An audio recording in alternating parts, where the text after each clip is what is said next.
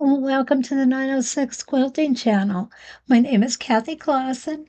I'm a Westalee Design Accredited Teacher with 30 plus years of quilting experience.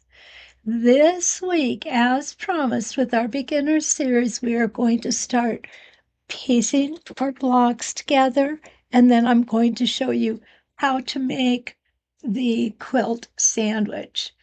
But first, let's get piecing. The first thing that I always like to teach students is how to glue baste seams. When you glue baste, what you're doing is you are stabilizing those seams and they are going to turn out nice and perfect for you. When we stitch, two layers of fabric, most often we will notice that the top layer gets a little bigger than the bottom layer. And that's not unusual. It has to do with foot pressure and a whole lot of other things. But what I do is I put, as you can see, just a real small bead of glue. And it's just, I use Roxanne's glue based. You can use other types of glue too. The key is to make sure it's washable. And then I take my iron and I dry the glue. And what this is going to do is it's going to make it completely safe for your machine. Your needle's not going to come up. You're not going to get glue in the mechanisms of your machine. Everything is going to work just fine. Okay, I've got my two pieces of fabric glue basted together, and you see they stick together. And I've got a leader in. Now, the reason that we use a leader is so that we can feed our fabric in and it will stay nice and straight as it's going in. And I do like to use a stiletto to help get it in. I have a 1/4 inch piecing foot on, so as you can see, I also have a 1/4 inch indication right here on my machine. I have tested that 1/4 inch and it is accurate. Now, I do have a video you can find on the 906 Quilting YouTube channel that will show you how to make a perfect seam, and that means how to test your machine to make sure that you're getting a perfect 1/4 inch seam.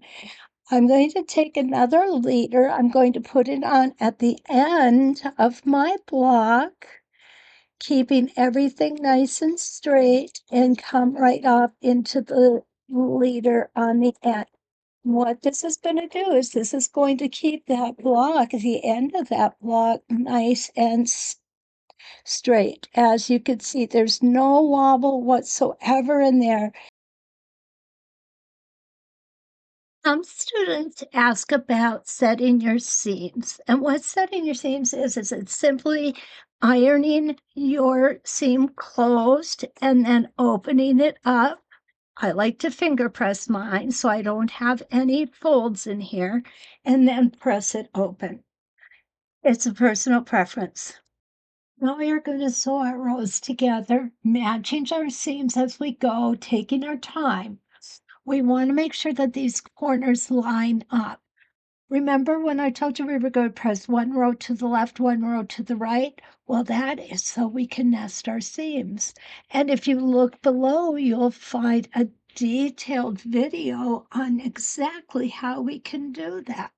So I'm going to go ahead and I'm going to just drop my little pieces of glue on here. And then I'm going to put the right sides together and I'm going to nest those seams. And by nesting those seams, what I mean is I'm going to make sure that these seams stay one right next to the other. I'm going to go ahead and make sure that they're exactly together. You're going to be able to feel this because it's going to feel very smooth. So now I've got those seams nested. Press those seams together, making sure that those nests stay nice and together. I'm going to do that down the whole length of the row. All right, now we are ready to go ahead and sew our rows together. Isn't this easy? When you take it one step at a time, it sure makes quilting pleasurable. So what I want to point out is when I put my rows in, you'll see that I have one seam allowance going towards the back of the machine, one seam allowance coming towards the front of the machine. What I like to do, if it's possible, and it isn't always, but most of the time it is, I like to make sure that I have the seam that's pointing towards the back of the machine on the top. That will help me to make sure that I am able to keep that seam point in the right direction. It doesn't get flipped over. So let's go ahead, get our rows sewn together, and then we will be back and I'm going to show you how I baste my quilt sandwich together.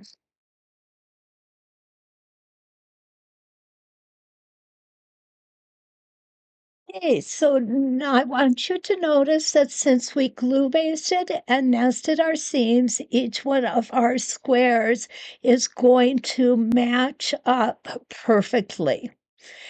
If it doesn't, don't beat up on yourself. It's not the end of the world. Remember, this is your first quilt. Don't expect perfection.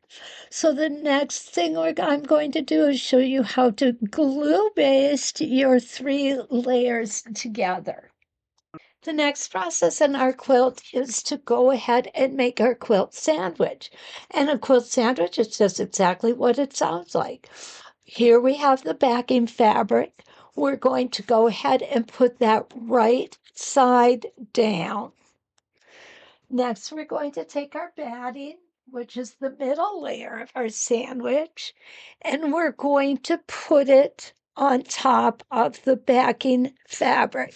I like to smooth it out a little bit. It just helps make it a lot nicer. Then we're going to take our quilt top and we're going to put it on our quilt sandwich, right side up. Couple important notes. What you have here is you have your batting just a little bit larger than your top, and your backing just a little bit larger than your batting. And you do want these 3 layers to be sized like this.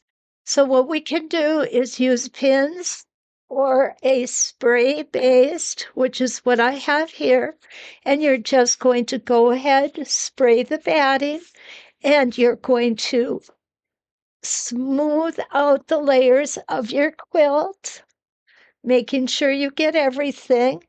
You may want to put a newspaper or something underneath in order to make sure that it doesn't get stuck on your table. It's kind of a mess to clean up. But this is all there is to it. You can also use safety pins if you'd like. Just pin them about a hand's width away. Then we're going to go ahead and you can quilt it. Keep it simple. And next week, we're going to be back and show you how to bind your quilt. I hope you're enjoying this series of how to make your first quilt.